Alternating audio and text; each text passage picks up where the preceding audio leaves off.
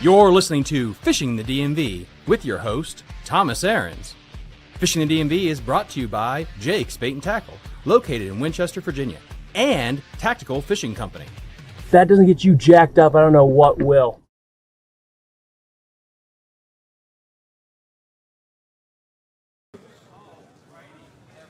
Having the mic in front of my face would help. What a fantastic morning. The problem with doing hardware is a lot of times when you're in depth with it, you go with the most complicated problem it probably is, and I did that, and all I had to do was turn everything off and turn it back on, and the audio worked. So of course, today that would have been the simple fix. But anyway, we are here live, and what we're going to be doing is going with a bunch of different fun seminars back to back to back. So without further ado, let's get our first seminar here. Because I feel like I'm here to help you with any questions you have for me, to make maybe life easier for you. But what I'm going to start off with is this little bait right here represents a chatterbait.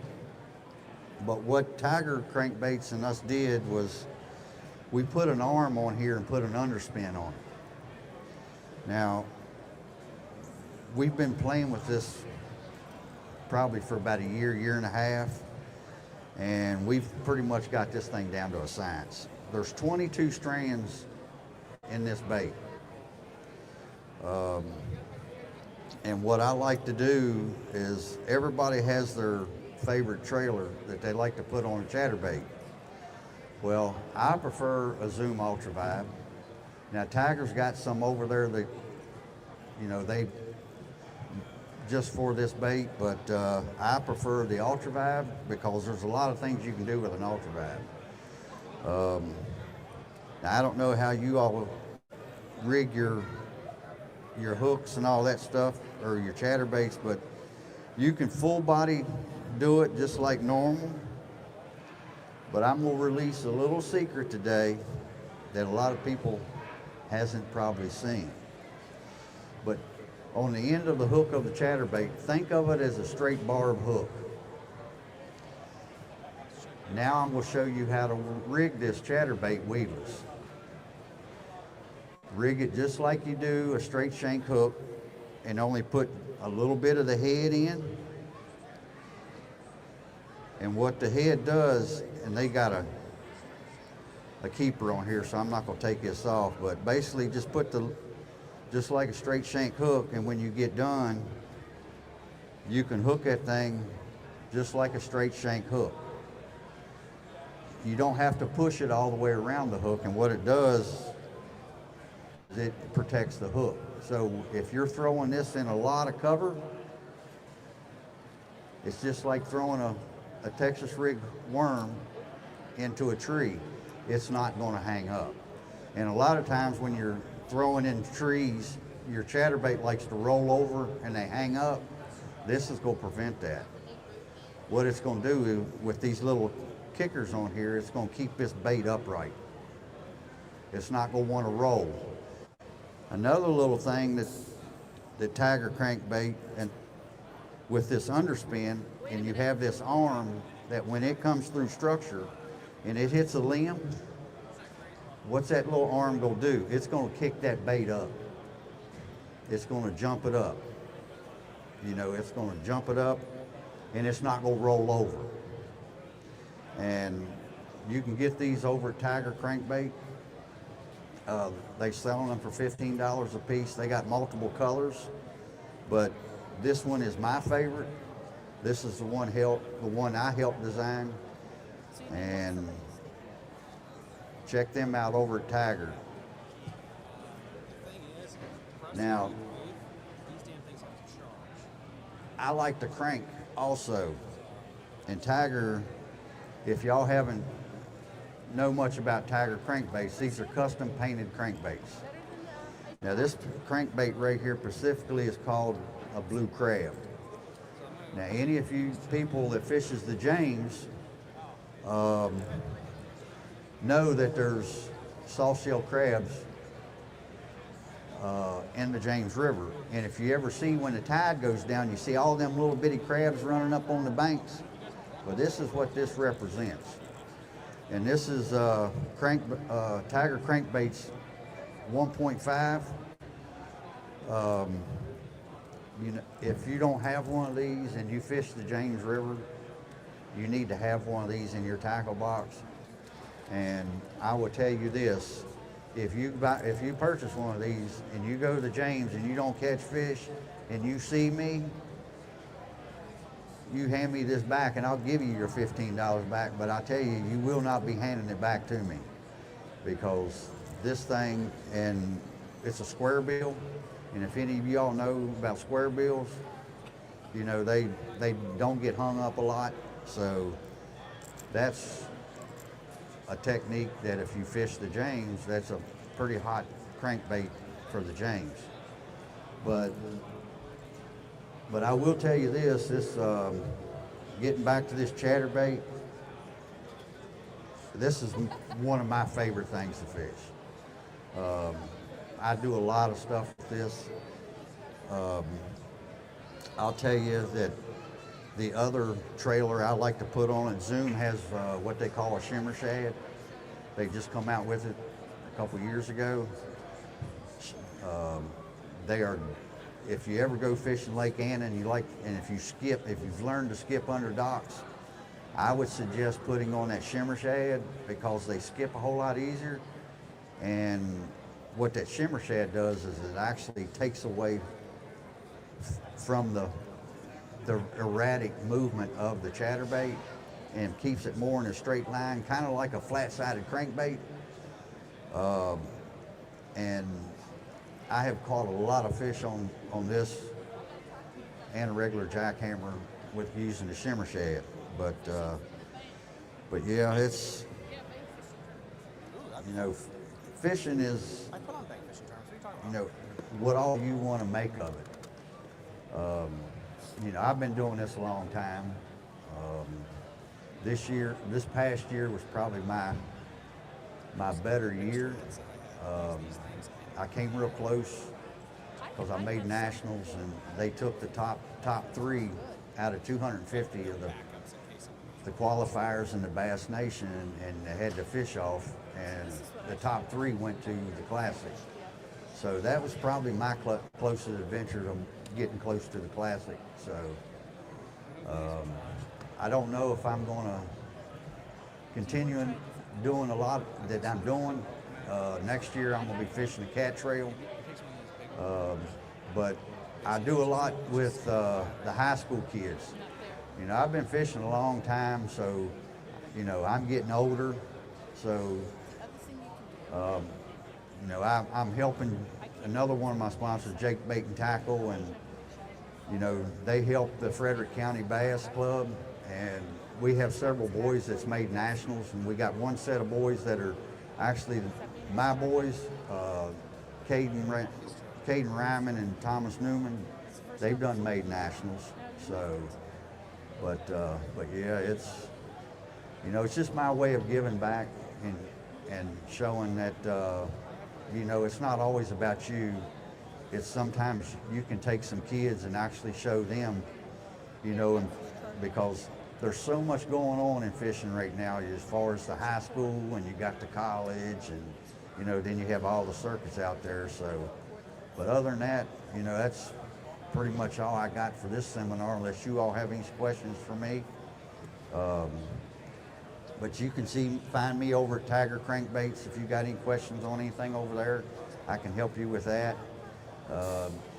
If you see Thomas Aaron's up there at the entrance, say hello to him. He's a good guy.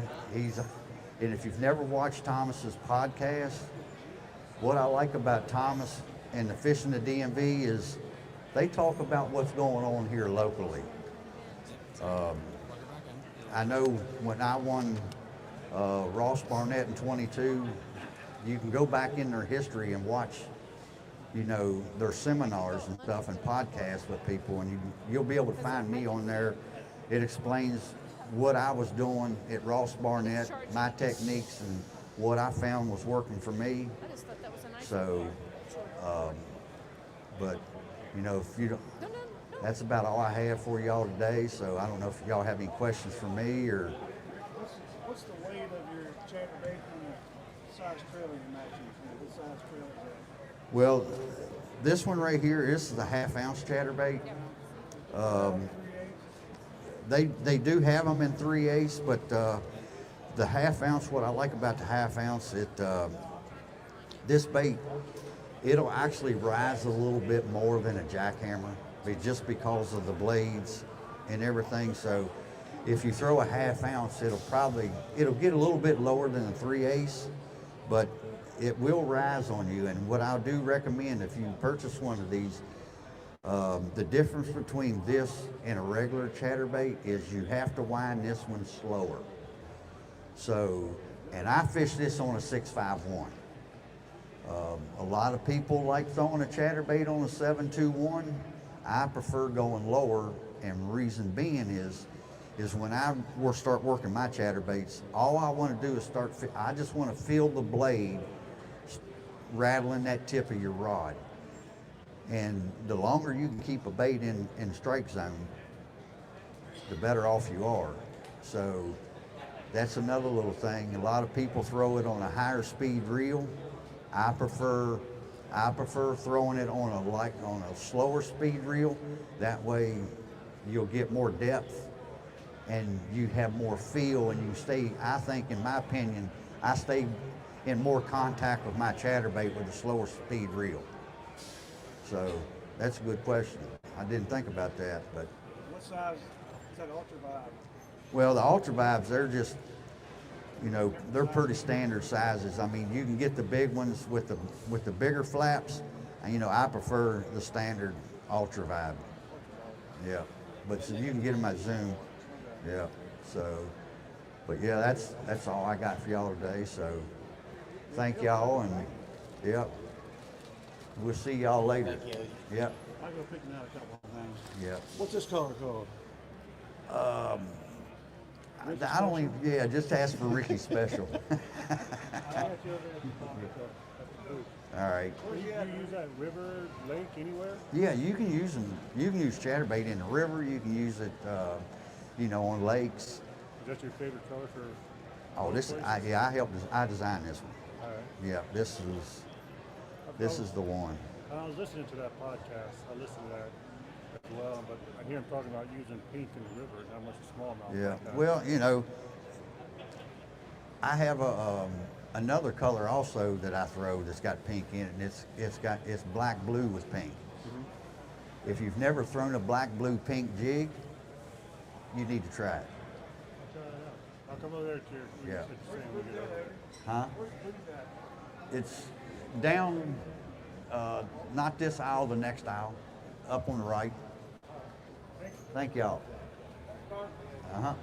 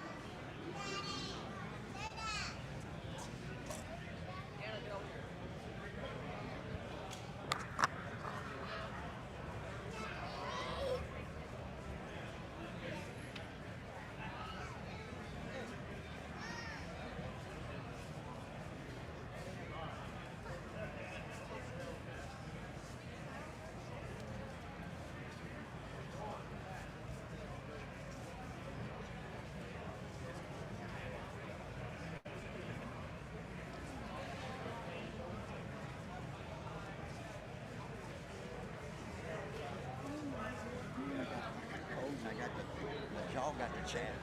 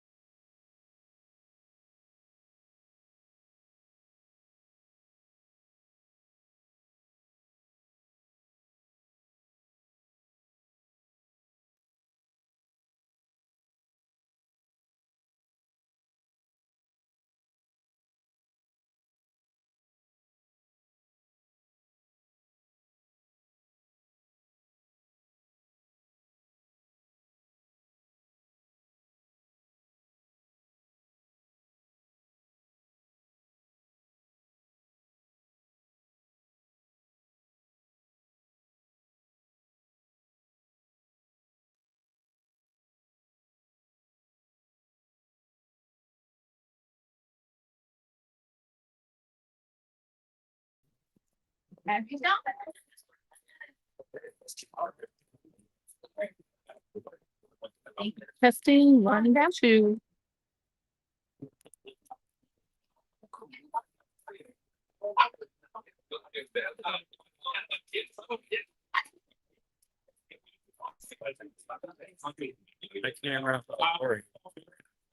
Which camera? This one?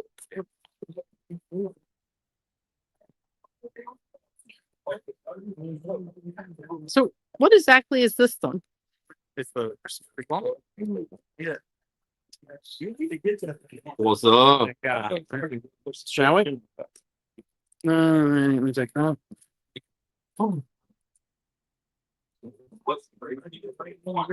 I didn't. Yeah, I'll get it. I know. I got phones.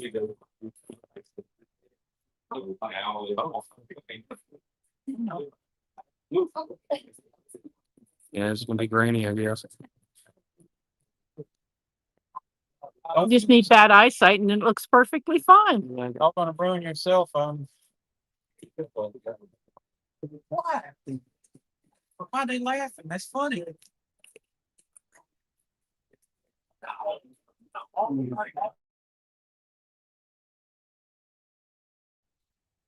All right, say something. If you want to be famous, talk. No, good morning, everyone. Augusta Fishing Expo, Fishersville, Virginia.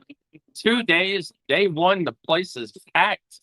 The parking lot is packed. It's probably the packest. It's probably more cars out there than I've ever seen in one of these. I guess the weather's bad. It's 19 degrees, so but the heat's on here. So come on out. Vendors from all over. Food. I saw giant cupcakes, lots of tackle, and Girl you Scout name it. cookies. What's that? Girl Scout cookies. Mama said Girl Scout cookies as well. So if you're hungry, we can feed you. If you're looking for tackle, we got you covered. So everything you need right here, Fishersville, the Augusta Fishing Expo. I want to hand the mic back to the main man.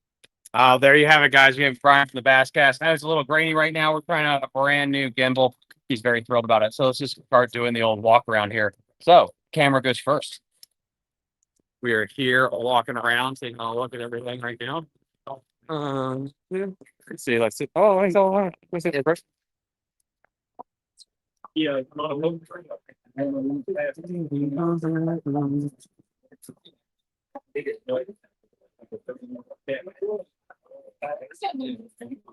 That looks better. Somehow. That guy's app. All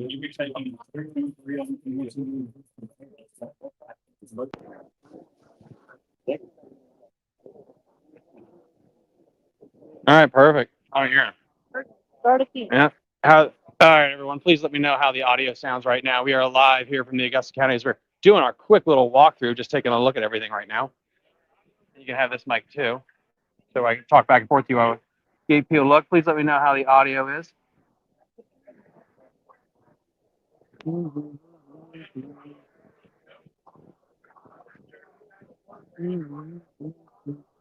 have how do you know what the audio sounds like? I don't know. Too bad my wife blew us off. We're just gonna go with green right now because I don't know why I'm doing it.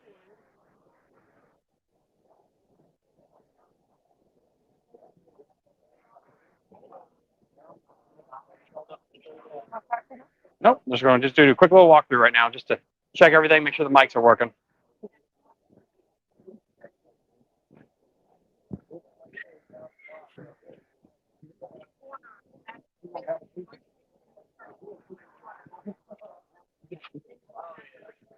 And they're going to learn how to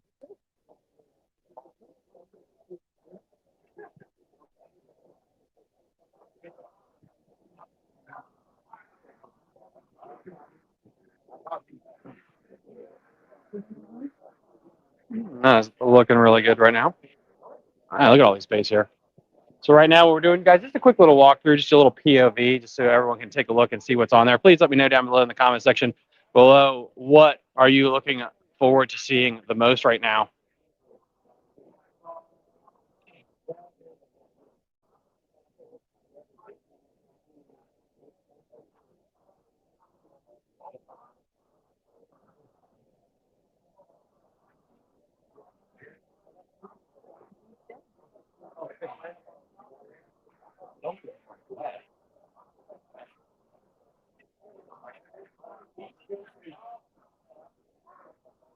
Uh-oh. I broke it. Broke it. I got it too out of balance. So should we walk back and stop fiddling with this thing right now? It's you turned it off. I did.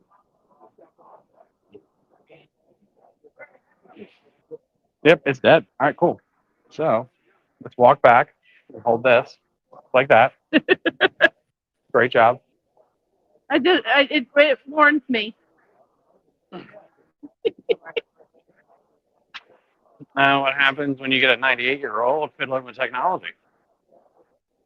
This is why they say when you're doing these kind of live streams, always practice outside of here with new You technology. never read the directions, did you? Oh, I read the directions, but never had a chance to actually use it. You never use it live the first time.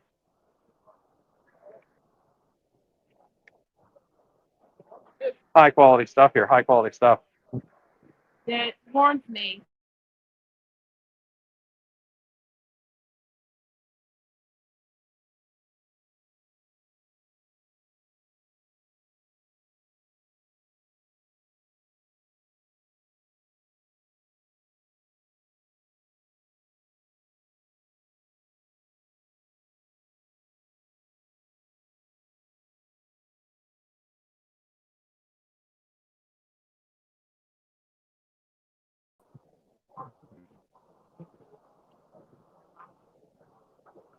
Good tag yes right there.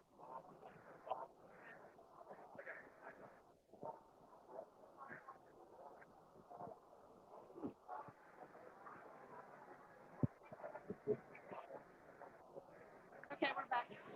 Now we're doing this. That was fun though. I just want to do the toggle. If you make it too out of balance, it shuts itself down to protect itself.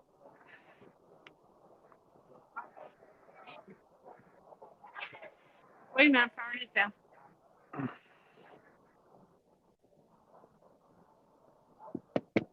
That was fun. We learned a lot. We'll do it again next time. Are we live? Let's walk this way.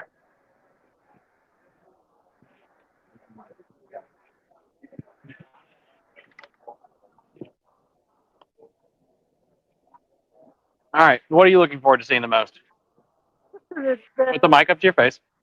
Looking forward to seeing the baits that have been created, not mass manufactured, but are individually created by local fishermen. I agree with you there. Let's keep going. On the camera now, we don't break it.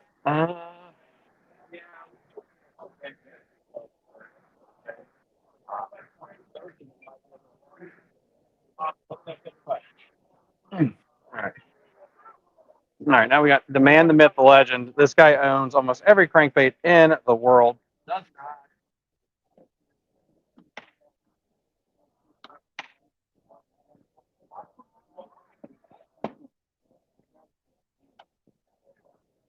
Mm. So good.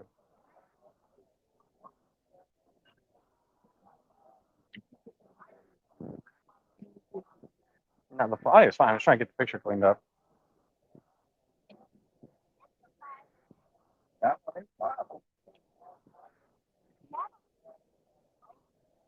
Which, I don't know. It's just technology. You don't. No, we're good. Have you bothered cleaning the lens of the camera? You want me to try plugging it in too?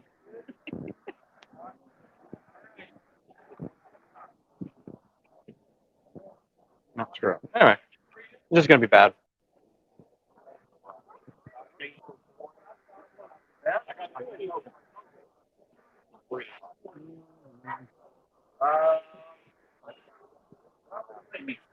It's good now. No idea.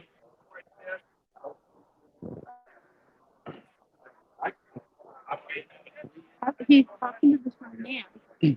Yeah, and you can't put a camera in a child's face. No, but you can. There's laws against that. You can with him and say, now that you're talking to the shown patron, what would you recommend as a good starter bait? If you want to put the camera in it, go for it. Go for it. This is peak cinema.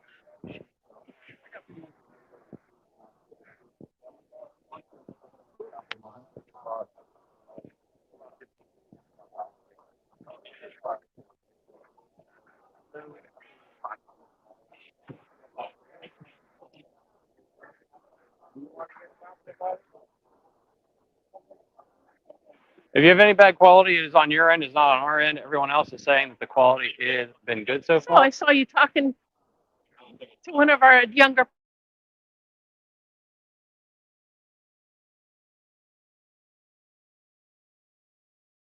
Or beetle spin, something small.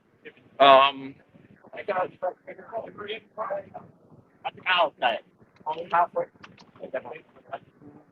maybe I don't. I had a few last week. Yeah, little jig like this. So just and you put a little spinner above it. Basically what a beetle spin is, they have some type of sometimes you have like bucktail on them.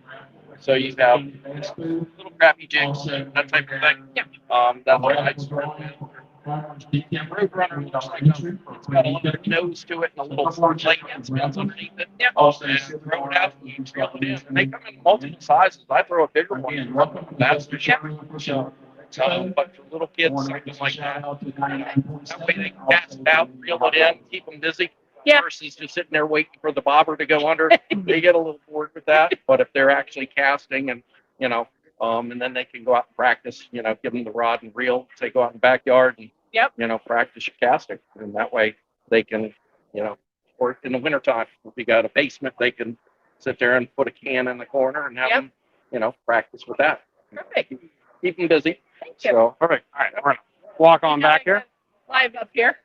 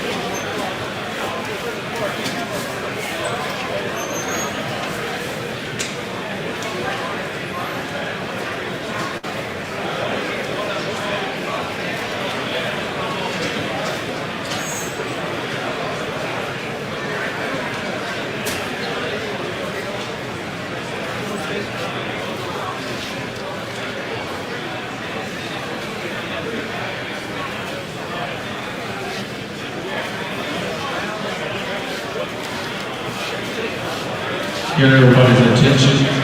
Seminars for Martin Villa at 11 o'clock. Martin B. Seminar stage at 11 o'clock. And in the back, Outdoor Expo.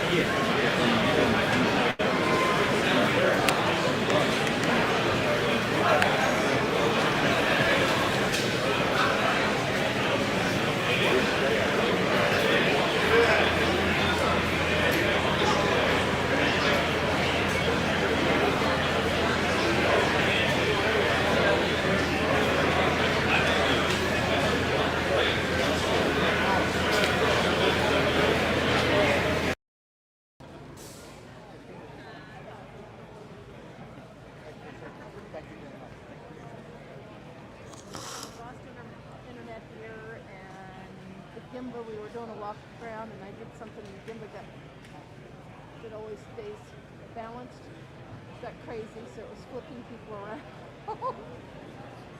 So yeah, Tommy traffic.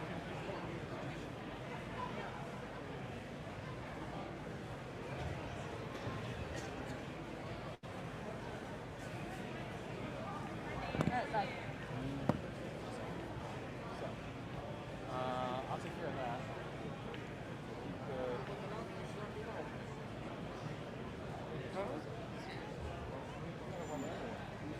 Yeah, I was looking for the.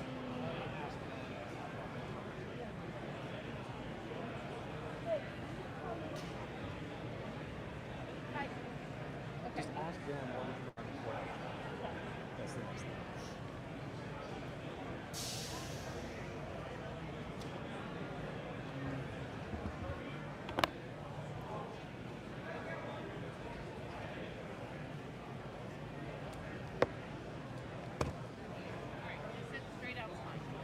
Okay, well then let's just start running the cord.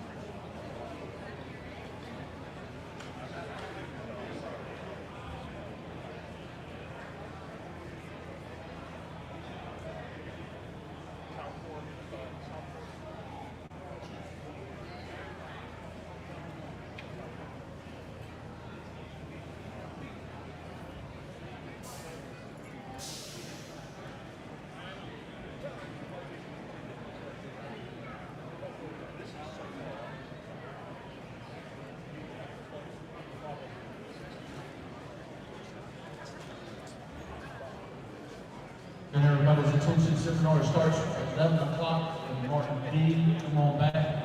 Listen to the seminars. Martin B. at 11 o'clock.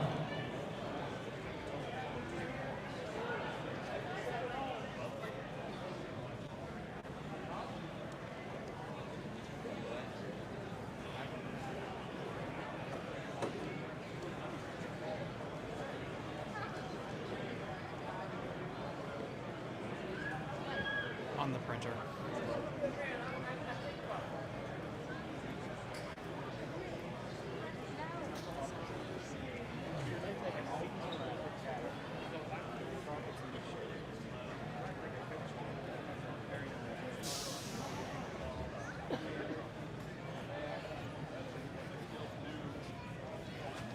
Can you give this to him?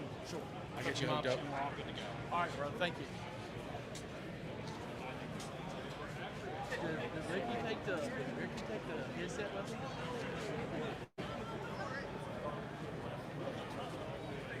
Oh, here it is. What is that? You like my little setup?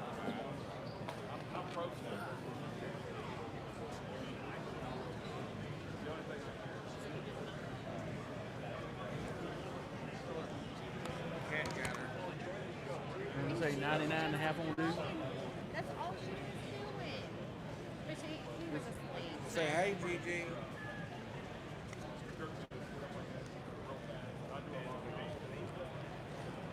Huh? Hey, they got the dip test one, too. I know you. Why does that thing cuts off all the time? The unit cuts off.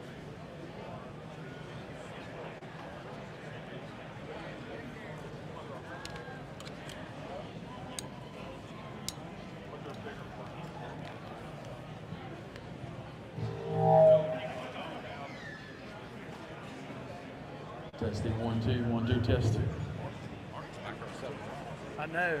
Somebody tell me you got a lot of people over here.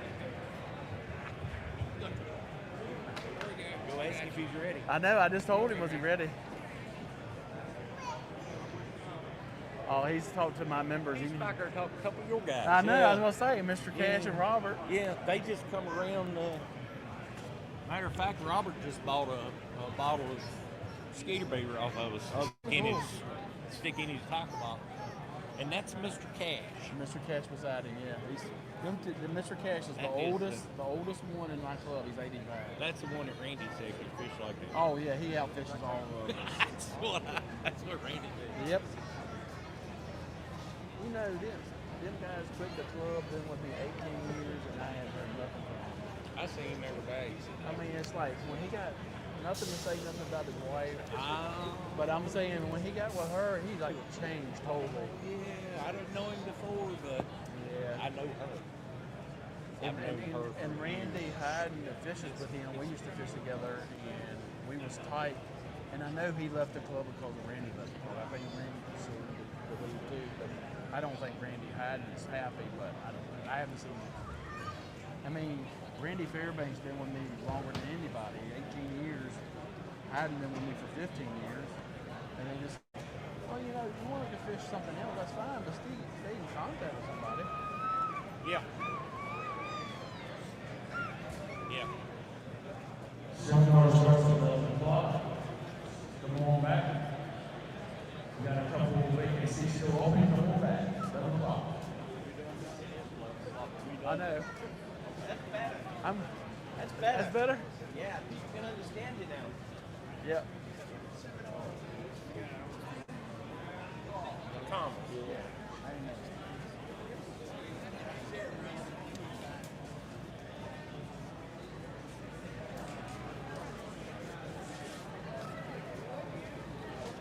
I'm gonna steal him, Mr. Cash. 75 hours of. Yeah, it's time for him to go to work. He's got a whole full house over here. 75 hours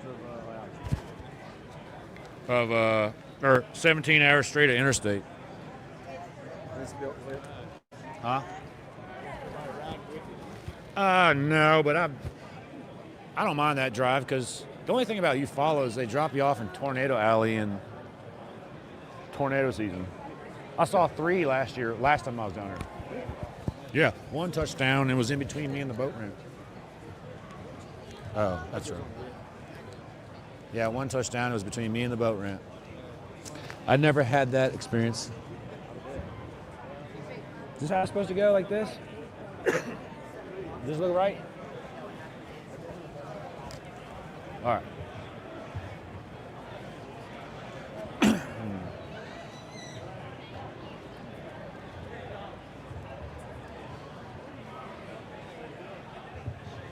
How y'all doing today? I'm Mark. Pleasure to meet y'all. Everybody here. I don't talk to you.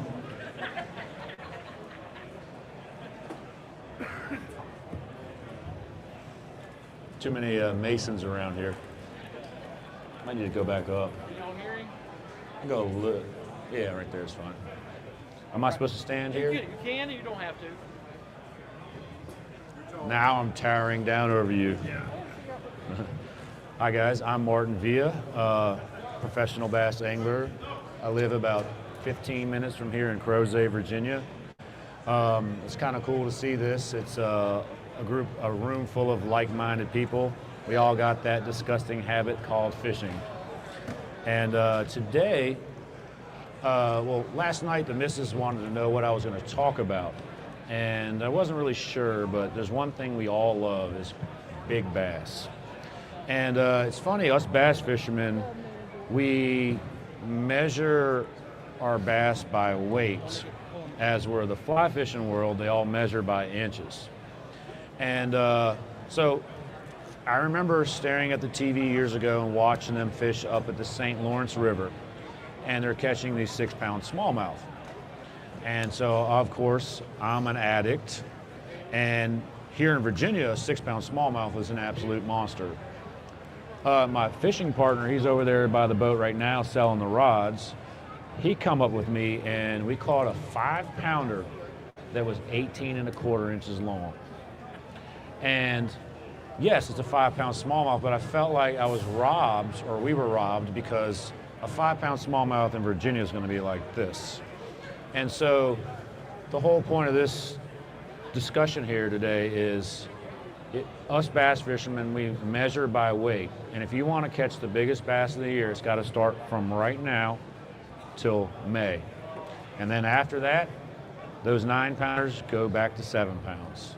And so a winter like this, where everything freezes over, is actually really good because they don't get pestered. One of my favorite fisheries is right there in Charlottesville called the Rivanna Reservoir. And every year that thing will freeze over for a month or two, and as soon as it thaws out, all those big-bellied girls become very dumb. And so as a bass fisherman, that if I only had 1-pound bass to fish for, I would still fish for them. But we know that the crown jewel is the double-digit fish. And that's a very hard thing to catch in the state of Virginia. Actually, anywhere. I just got back from the St. Johns River, and we saw, in a span of 2 days of practice, maybe 6 or 7 bass between 10 and 12 pounds. I never saw a 30-inch bass in my life until the other day. And one of the other pros, John Cox, I don't know if you guys know who he is, he's a Bassmaster Elite, but he lives on the St. John River, and he talks about catching a 30-inch bass that had all bellied up. They don't know how much it weighed. But as far as the big bass in the state of Virginia, there are a handful of places in this state where the double digit exists. Now, if you're not trying to go fish these giant fisheries, the best places to catch that big one is in that farm pond down the road from your house. Big bass are like big white bills. They need to live a long life to get big. And anytime a bass gets 10 years old in a public fishery, he's been caught before, he's been sonared before, he's probably been dragged back to a weigh-in. And so if you can find that fishery, that 10-acre, 6 to 10 feet deep farm pond, those are the crown jewels in Virginia.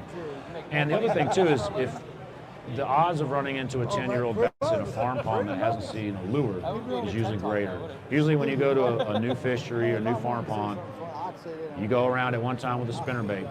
If he's there, he'll hit it. And there's nothing more exciting than fishing a new piece of water. But outside the farm pond world, when we start talking about the pressured lakes, Lake Anna is obviously, there's YouTubers down there catching them. If you look at the winter series, it's the land of the 6, 7 pound fish right now. Those 6, 7 pounders are any other time of the year 4 to 5 pounders. And so if your goal is to catch that 8 plus or that double digit, if you don't get it done before the beginning of May, it won't happen. Smith Mountain Lake is Virginia's best lake.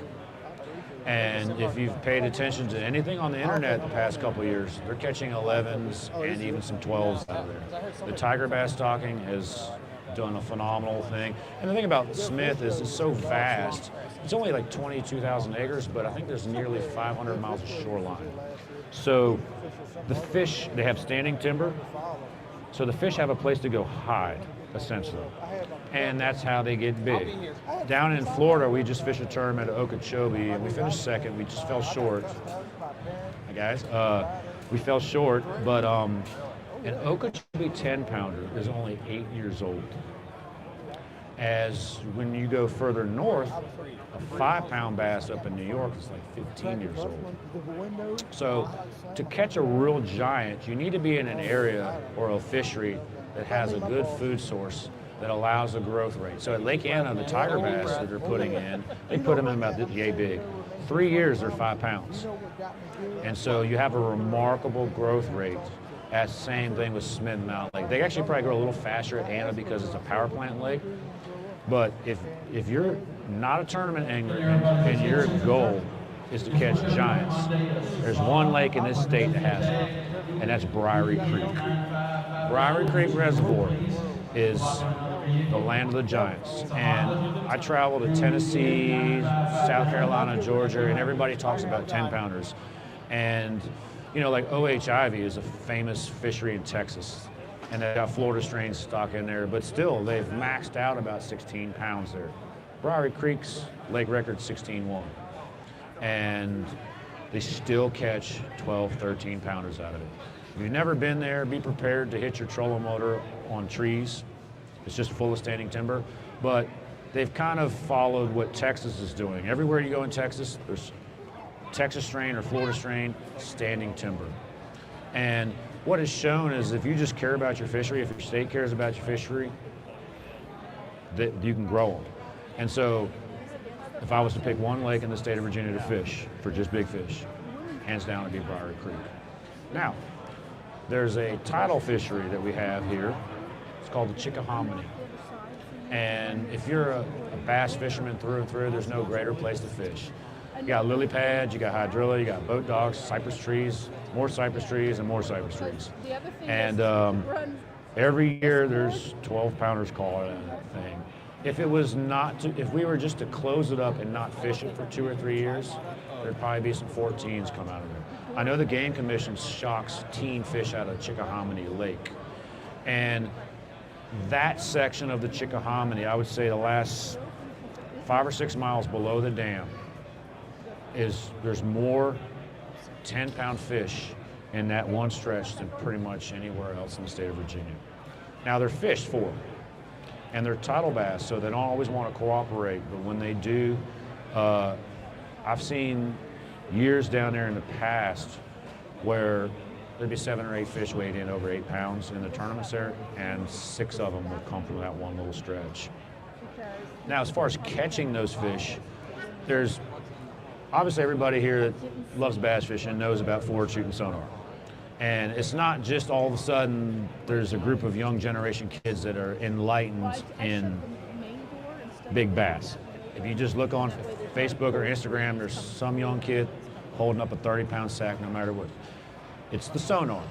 It's skill to it. I'm not saying that it's easy. And as you progress in your forward shooting sonar game, you'll go to these lakes that are heavy, that are fished a little bit harder. The bass have gotten real smart to them. And actually, honestly, from my experience lately, when a fish is swimming freely and you hit him with your sonar, he either swims away from you or he comes right at you. And I mean, the lateral lines on a bass, they can find a little gizzard shad that big in water visibility of 2 to 3 inches. Most of the time when you go to the upper end of a lake, and that's typically like the place that the biggest bass in any lake live are usually at the upper end of a lake. And it's usually on the, if you were to go to a lake and like research the way we used to do on a map or Google Map, you look at the one stream or river that comes in that has farmland. The old saying, farmland lost forever. Well, the stream that has the farmland is where your big ones are because the algae bloom. We hate algae blooms as swimmers, and obviously Smith Mountain Lake and Lake Anna has a problem with late summer, but it's exceptional for the bass. And your large bulk of gizzard shad will come to that algae bloom. And the biggest predators in your fishery are eating gizzard shad this big. And it comes to glide bait. I was actually talking to one of the guys earlier about glide bait fishing. We grew up fishing small stuff, so like this glide bait is like 6-7 inches long. It seems like a big bait to us. And when the bass are on a feed, that's the one you want. But the actual 8 to 10 inch ones have more draw power. And it's just programming the bass that there's this wounded big gizzard shad coming here. He has to come check it out. Now, whether or not he hits it or not, but if I was to say there's one technique that's superior than every other technique in fishing, right now it's with forward shooting sonar and a glide bait. If you're fishing a tournament and you see some kids over there that's got nothing but glide baits on his deck, prepare, that kid's gonna beat you. And they don't always hit the glide baits, but they will always come check them out. And outside of like an intense tournament day where you have the clock ticking on you, there's nothing more fun than throwing glide baits. Last year I experienced a mega shad kill at the Ribena Reservoir, and there was these 6-8 inch shads, and I think one day I had 17, like between 4 and 7 pounds on a glide bait. And so like the Chickahominy River system, the glide baiting there is winning everything. And the Chickahominy has straight Florida strain bass. It looks like Florida fishing. And they have, in that 6 miles of river there, they thrive. My personal belief is that the 8 pound fish that are there are not 10 years old. And so I was to say there's many different glide baits, but there's one called the Bigs. To me, and this is, I'm giving juice away. This is the Bigs is hands down the best one. And I may take that statement back because after they've gotten wise to that one, the one they haven't seen is the best one. It's like anything. They all hit one lure once. And then after that, what usually defines great lures is if they keep biting. So I don't know if you've seen this new lure out. It's winning tournaments everywhere. It's called the Koiki. It's a dice style bait. It looks like something that your kid would get at Toys R Us. And I was just introduced to that recently, and I watched it, and we threw it to a fish, and the fish came at it so mad, you could tell he never saw it. But that bait may be one of those baits that fool me once, shame on you, fool me twice, shame on me. But it's catching them. So back to the big bass this time of year. With forward shooting sonar, you've got 4 things that are really going to rule the roost. The jig head and minnow, whether you're throwing a Sakamata shad, that's like the one that everybody wants right now. And I dictate what forward minnow I use depending on what size bait. If you take a Sakamata shad out of Lake Moomaw and they're all feeding on 2-inch alewives, you're going to get turned down. If you take a 3-inch minnow and they're feeding on 6-inch gizzard shads, you're going to get turned down. I fish professionally, so there's one lure that we're not allowed to use, or a group of lures in one lure, and that's the Alabama rig. The Alabama rig at Smith Mountain Lake is probably the best thing you could throw. If you want to, with or without forward shooting sonar, if you want to catch a big one from here till May, the Alabama rig at Smith Mountain Lake will hands down do it. And one of the reasons why is, and I learned this back from trolling stripers, when the water gets real cold, the umbrella, it's a larger mass. It has that draw power that I was talking about with the big glide baits. So you could throw that mag draft or your jerk bait outside those docks of Smith Mountain Lake, but he'll come out and kill that Alabama rig. And I think a lot of it is just there's too many in front of his face that confuses him. So with or without sonar, the umbrella rigs, the Alabama rigs. If I was to pick one lure from here on out, it's probably that one. Now, jerk baits, typically the month of February, if it's not froze, like everything is here, I would say the jerk bait it's big females are patient. The guys who fish really fast usually don't catch the big fish. If you notice that the guys who have all the lunkers on the wall, they usually just ball and chain draggers. They'll drag it, pick up their coffee, or spit their dip out. And that's because big bass have learned that can't escape from them.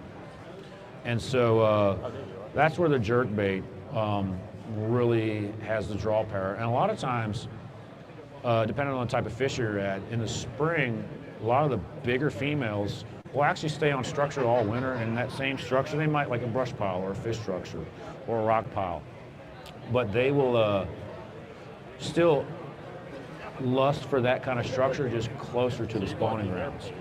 So if you've got a big brush pile the size of this sitting area, you can drag a ball and chain through there, you can throw an umbrella around, but a jerk bait laid over top of that and just forgot about.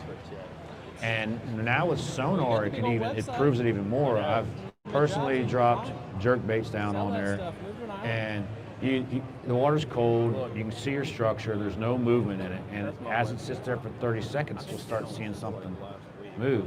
And she just slowly comes on up. Most of the time they turn it down,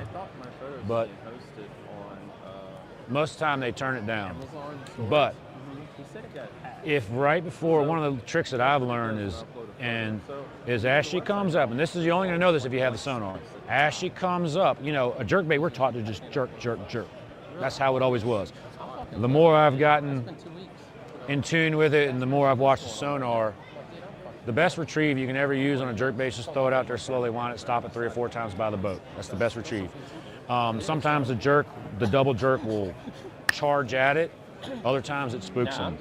But as that fish comes rising up, right before it becomes one with the lure, just pull. And that's usually when he'll come in. If he doesn't get it right then and there, odds are he's going to follow it all the way back to the boat and you won't catch that fish. So, and Smith Mountain Lake is one of those great lakes. Do you guys ever fish Smith Mountain Lake? Oh, cool. I mean, it's the crown jewel. Where do you fish? We're going to keep on keeping on here. All right. Oh, where, you live on this side of the mountain or the other side? Yes, sir.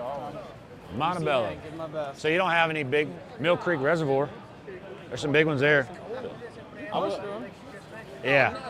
Well, Smith Mountain Lake's the heart of bass fishing, and it's the heart of tournament angling. The Major League Fishing Heavy Hitters was there last year. But you think about Smith is water clarity. And as you know, them big girls got Popeyes on them, so they can just come up there. And I swear to you, if you get one right under the trolling motor, you can see her eyes, and she'll put her eye up on there. A good video to go back and watch was Alton Jones Jr. They were fishing Heavy Hitters years ago, and he had a 9-pounder on the bed. It's a $100,000 fish sitting there, right? And I found one at Smith Mountain Lake last year, but I was off 2 days before. She pulled off the bed, she wasn't there. But one of the techniques we use for bed fishing is you take a big swim bait and take the hook off, and you can work her up and get her all worked up. Well, he's got his GoPro right here, and he's winding this big mag draft through there, and that 9-pounder just decided to come and just, eats it right at the boat. And he's like, oh my gosh, this is the dumbest thing I ever did. Well, so the very next cast, he shakes it off, very next cast, he puts his treble hook on there, fires it back over, the bass eyes up to the hook underneath it, and followed it several times. This is all on the internet, you can Google this. But as far as your best opportunity to get a big bass, definitely if you're a good bed fisherman, that's the funnest way for me to catch them. However, right now, they're out in deep water. The sunlight doesn't penetrate. Their eyes aren't as good down there. So if you can get them in like 10 to 20 feet of water and coming to your lure, she's more likely to commit than in 3-4 feet of water with the sun on it. And another thing too is like frontal pressures. There's no better day to go catch a big bass than a February rainy or snowy day. That's when all the big ones bite. Like yesterday, there were some guys down at Lake Anna. I don't know what they caught, but I'm assuming everybody that went out caught a big one yesterday. And it's the same thing with like brown trout and other species. But like when we go to Lake Moomaw, if it's going to be a cloudy, nasty, spitting day, I know we're going to catch them. That bluebird sky, you're just there to do the motions. And you'll still catch fish, but because they've gotten wary, there's certain conditions that just make them more available. And so, you know, Briary Creek, your neck, I'm assuming it's froze over. Everything here is froze over. I heard Oregon Inlet was froze over. But Briary Creek, as soon as that thing opens up, you go on the nastiest, cloudiest day you can. Looking pretty good. Go throw your glide bait. Bouncing between the And satellite your and odds the of running into a X-Plane. fish of a Oh, lifetime yes. are But the audio superior is good that for- time. for, Now, the old football head jig. If you don't like sonar, you don't have it on your boat. When the water starts climbing up into the 50s, the channel, rocky channel swings. Now, most of the fish may be out there ready for you to jig head and minnow them, but those big early females, usually the big females are the first and the last to spawn.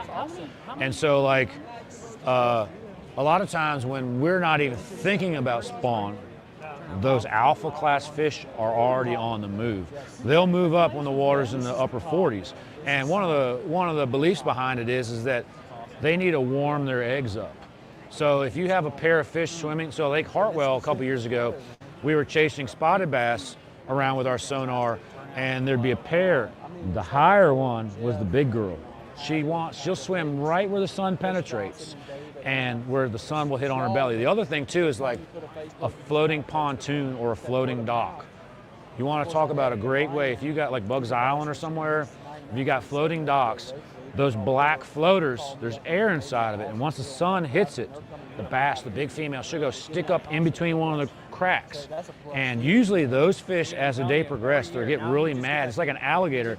In the morning, if it's freezing, the alligator's like this, or the iguanas are falling out of the trees. But once it gets 70, that alligator's a different animal. It's the same thing with those big females around floaters. They'll tuck themselves in there, and she'll just sit in there, and my favorite thing to throw on them is a mag draft. They knock slack in. And the alpha class fish. And so every fishery that you come to, there's one type of target that female is going to go put her belly up on. Standing timber is a good one. A piece of wood, 2 or 3 feet down where the sun penetrates, that wood's going to draw heat. She's going to put herself right there. And usually when they're in that, I'm in that warming stage, anything that comes by will hit. But you know, they're cold-blooded animals, so as she warms up, her mood changes too. So Smith Mountain Lake, if you go there, there's stationary docks.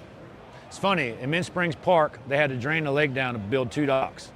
And I asked him what he was doing. I said, what are you doing? And he said, oh, we had to drain it down to build 2 docks. I said, well, do they drain Smith Mountain Lake? He went, no. So anyways, but Smith Mountain Lake is a bunch of stationary docks. However, most of them, there's a little floater at the end of it. And as you notice in the spring, that's where she's going to be. And a floater on a point with sun on a warming trend. She'll tuck up in there. And the thing is, if you get up to it, a lot of times the first bluegills that show up will be in there. One of the tricks that I've learned, especially at like Bugs Island, or just fishing anywhere with floaters, if you see where it's brand new and cleaned off, yeah, there can be a fish there, but you want to see that inside the water, that layer of green slime. Those are the ones. The shad come in there and feed. And then actually, as the spawn progresses, the shad will spawn on the floaters. So like, man, we've killed it down there at Bugs Island over the years. When the shad spawn goes on, yeah, they're on rocks. The floaters are the targetable fish. And the thing about the floaters is that shad spawns usually end in the morning. So if you got a good shad spawn, like when we fished the Bass Pro Tour, we wouldn't start till 8 o'clock. You can forget about that shad spawn. I knew people that quit the Bass Pro Tour because they could not fish the shad spawn. And usually with a shad spawn, you're gonna win that tournament in 10 casts. I've seen it done too many times. But shad spawn on a floater exists all day. And so even if they're not there like spawning, the bass is still there. And so you can target that all day. So if I was like planning a successful day of fishing, and that's one thing about fishing the Bass Pro Tour and how you misuse your day. And you know, the definition of winning when you're fishing is different things. The biggest winners are the ones that have fun. I fished the Potomac a couple years ago, and there was three ladies sitting there on a 5-gallon boat. There was a party going on, and they were catching bluegills and hooping and hollering, and I was jealous at that moment of their enjoyment. I was just killing.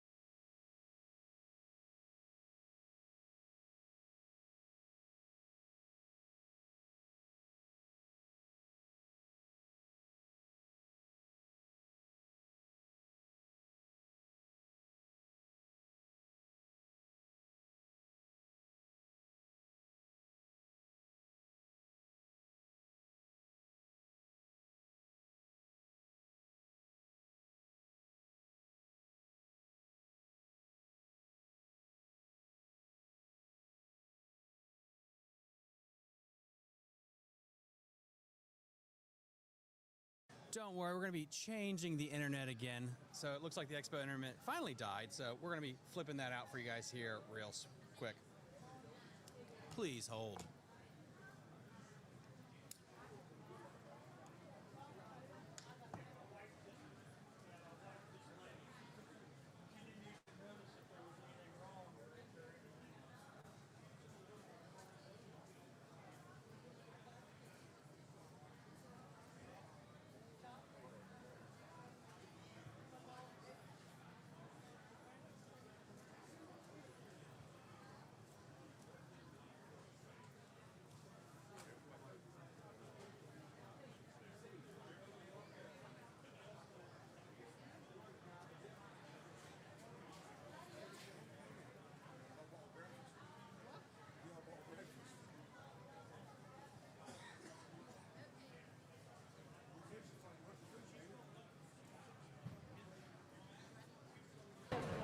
That section, the Pamunkey section of the lake, and the North Anna side, that's the most fertile. There's more 8-pounders above the splits than there is below the splits at Lake Anna.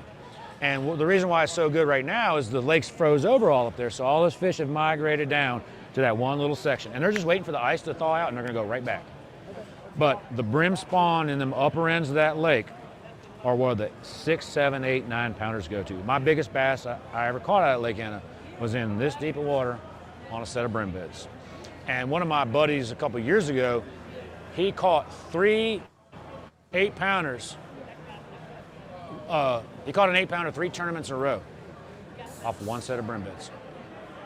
And it was not the same fish.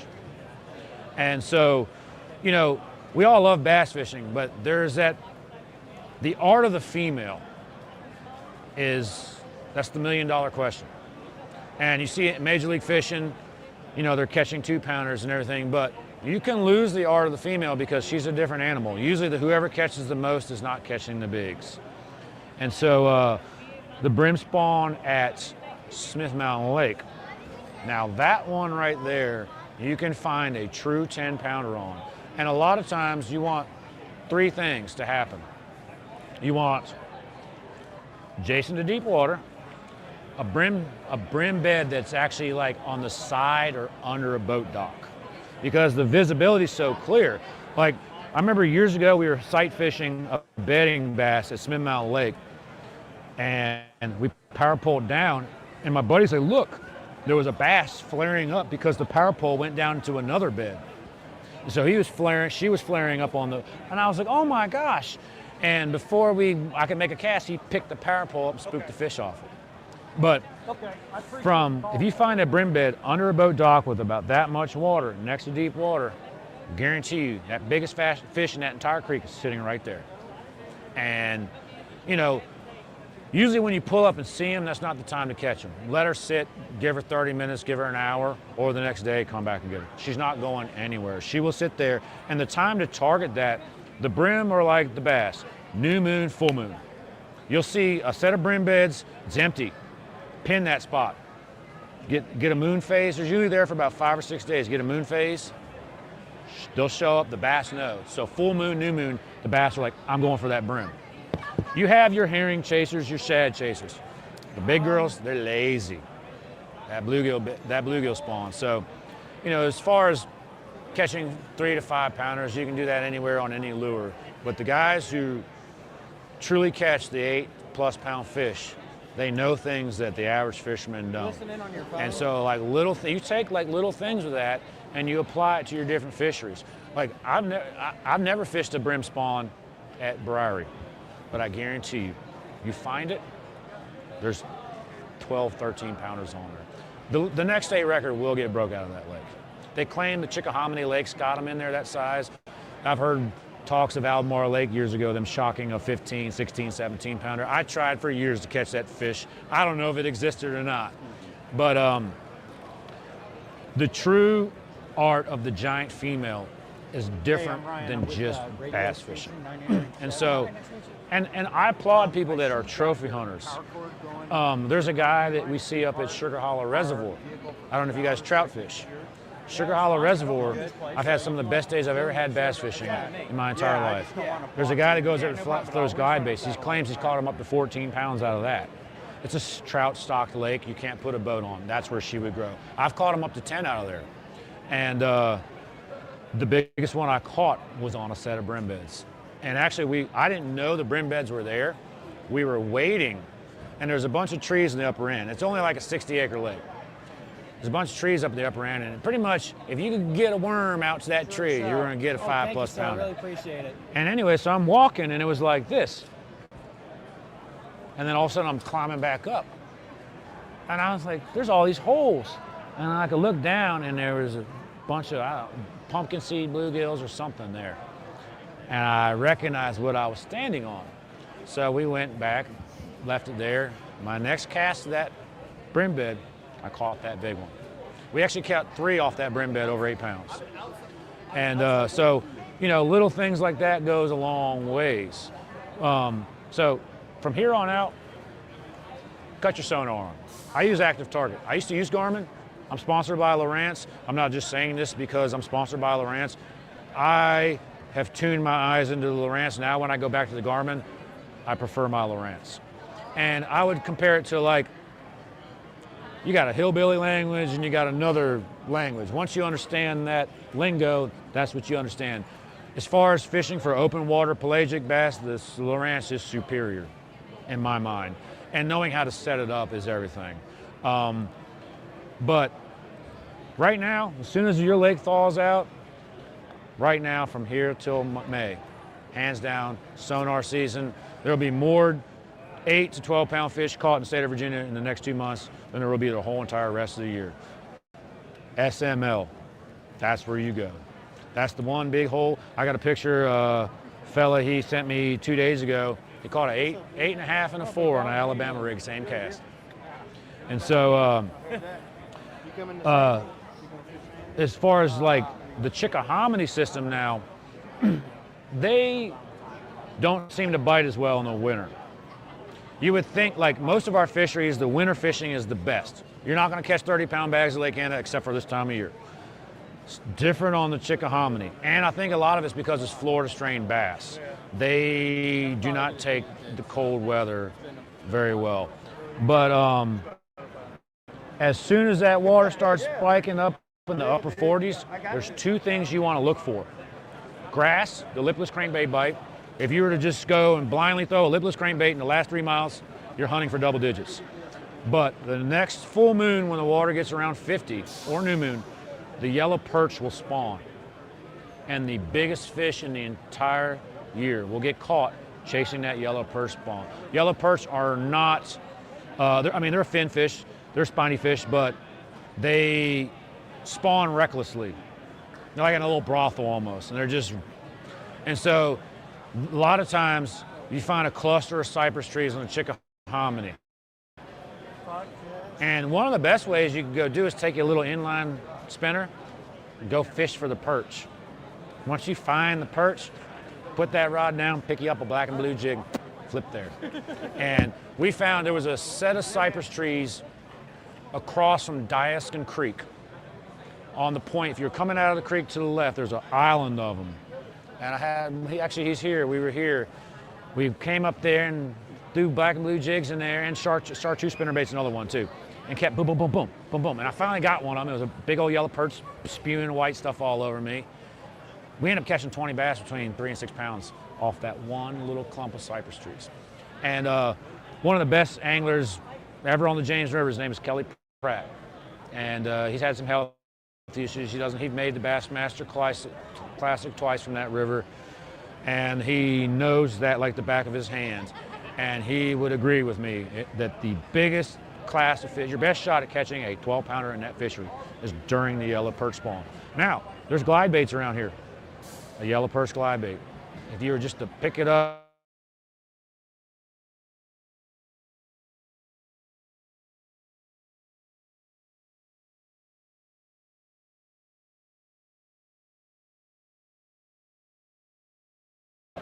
I used to think that it was luck. The difference between a 3 and 5 pound fish is luck.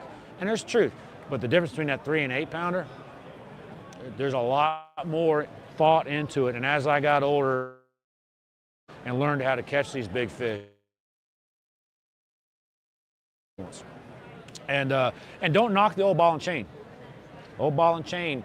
And typically, a lot of times, like as they get spawning, when the first initial spawn happens, if you take whatever big point that comes off that spawning grounds and go to the tip of her, where you think it's even too deep, that's for your big one. Like I said, the big ones spawn first and last. So, your north side of the lake, where the water gets in the upper 50s, 60s, is where it happens first. But as the tail end of the spawn comes, where the other big ones come up, the south side of the lake, she doesn't need sunshine. She needs a cooler environment because it gets too hot for her.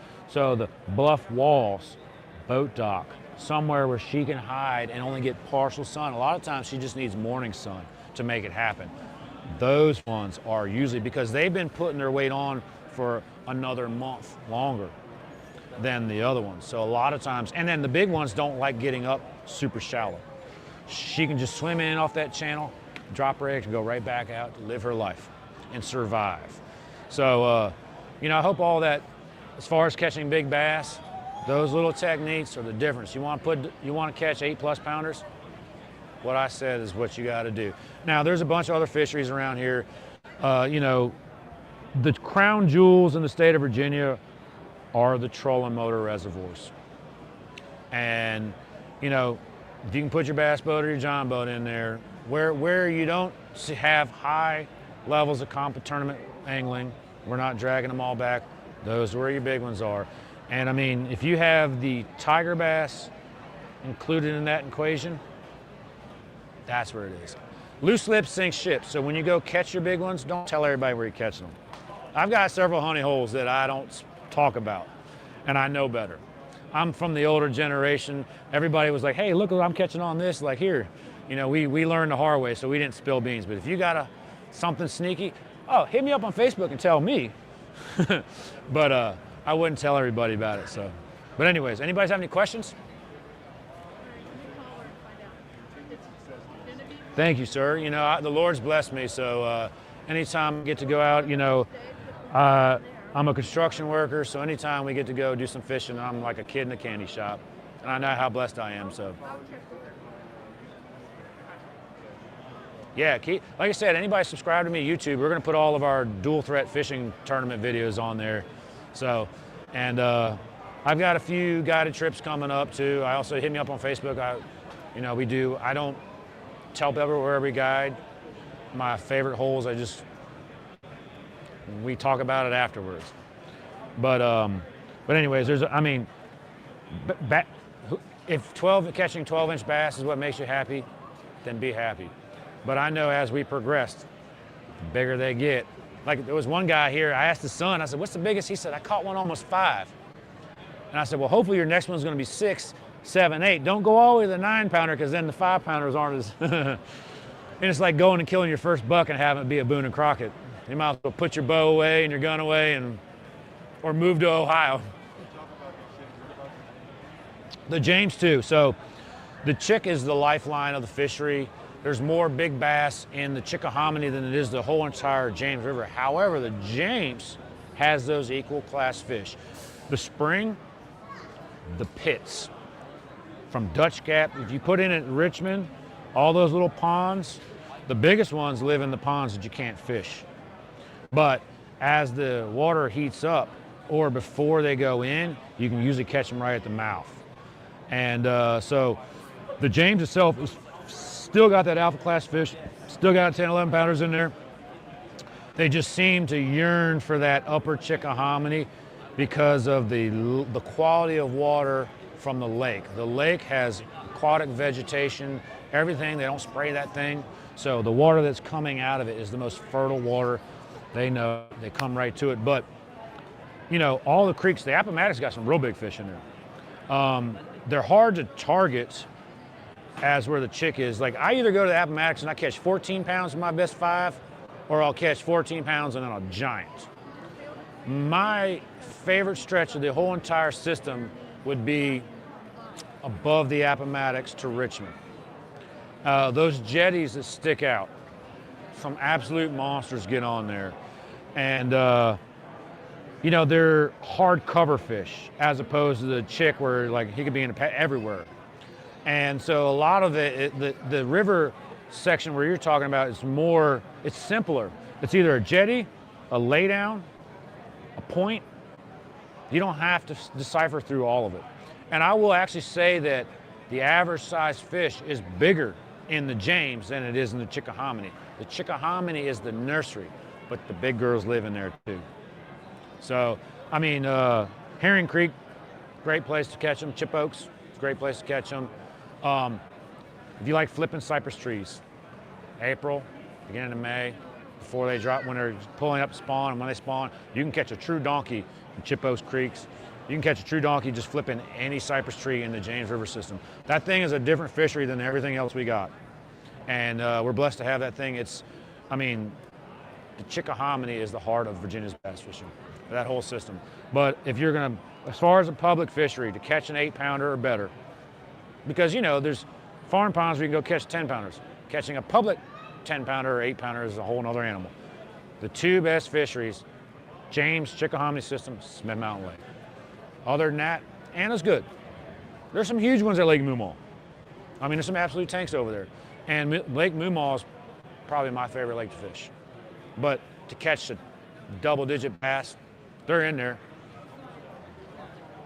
Yeah, you can go there and glide bait and levitate some absolute giants. The water clarity makes it hard. Plus, the largemouth, the bait fish in there is an alewife. So it's a real small bait, and it's like a trout. So a trout that's honed in on a little small insect, his eyes are so tuned in. So like 3-pound test line is too big for a size 18 fly. It goes the same thing with bass. If they're honing in on a little 2-inch bait, then they're looking at your jig head and everything else. As where they're honing on a brim or something, they're more fixated on a profile versus everything else. And so Moomaw's got some absolute giants, but you mix in small bait and clear water. I've seen some 10, 11 pounders in there. I know of some that have been caught. As far as smallmouth though, there's some straight up tanks in there. And Smith Mountain Lake's got tanks. Claytor Lake's got tanks. And actually Claytor Lake, outside of the spring, your best chance of catching a 5+ pound smallmouth is probably in Claytor Lake. A lot of the guys actually, if you go like late summer They go and fish nighttime with midnight specials. They'll get 2 bites. They're going to be 5-pounders. And actually, I think Claytor Lake actually weighs more citation smallmouth than anywhere else in the state. But Lake Moomaw is definitely the gem. We caught one last spring on a jig head in the middle, a little over 6 pounds. That's a big one. But Moomaw's full of 3 to 4 pounders. It's a super fishery. Thankfully, it's not built up. It's a gem. I don't know if you've ever been there. If you've never been there, if you want to find me on a lake randomly, that's where it is. I don't tell people that on the internet. My home lake's Lake Anna, but my home's in the mountains. I'm a mountain boy. So, but anyways, thank you all for listening. I hope you guys learned something. And I'll be out here again another hour at some point in time. Yes, thank you, sir. Yeah.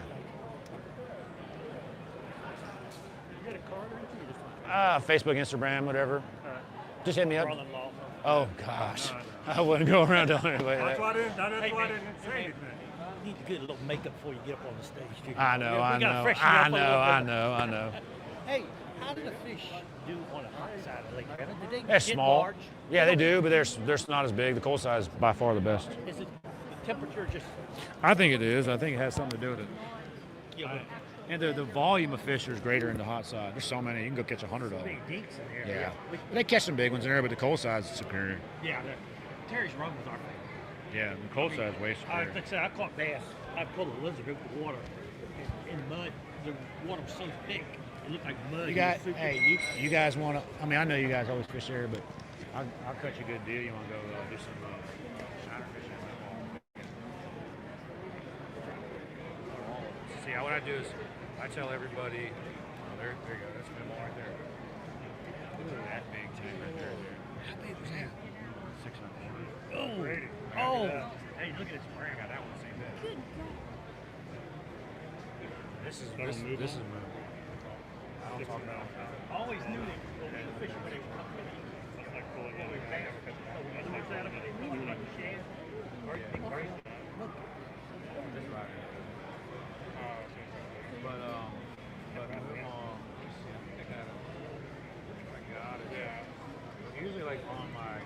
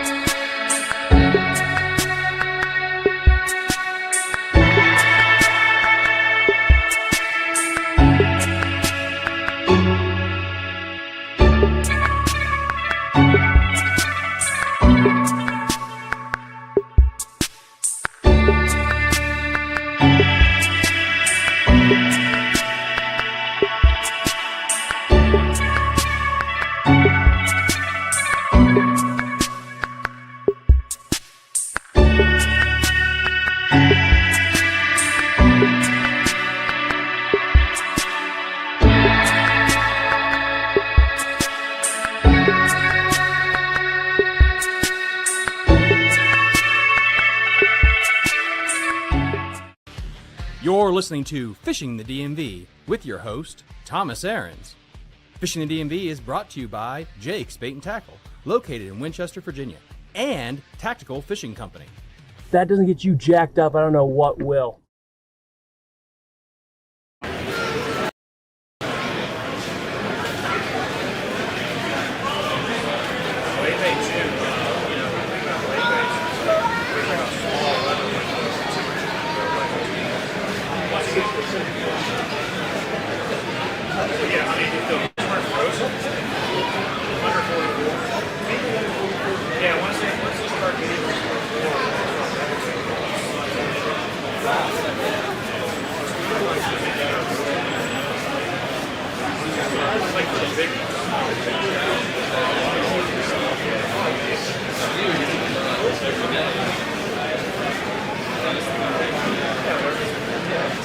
Yeah, there's a lot more to tell too. You don't know what everybody's level is. Irish for the big one. Right after, right after.